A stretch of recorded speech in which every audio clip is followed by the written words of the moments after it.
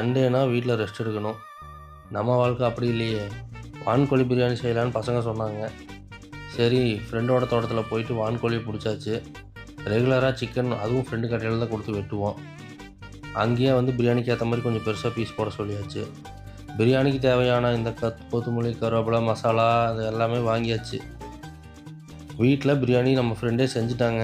நம்மளுக்கு இந்த ப்ராசஸ்லாம் தெரியாது, சாப்பிட மட்டும்தான் தெரியும். பிரியாணி நினச்சதை விட வேறு லெவல் டேஸ்ட்டு. சிக்கன் பிரியாணியோட சூப்பராக இருக்குது. நான் கூட நல்லா இருக்காதுன்னு நினச்சேன்.